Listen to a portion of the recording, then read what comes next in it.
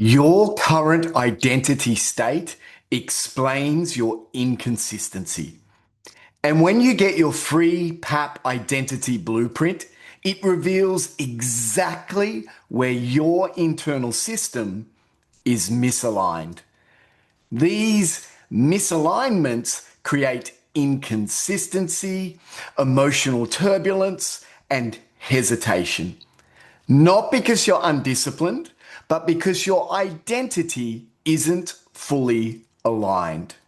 To fix this, I've unlocked a mini course that I filmed just for you.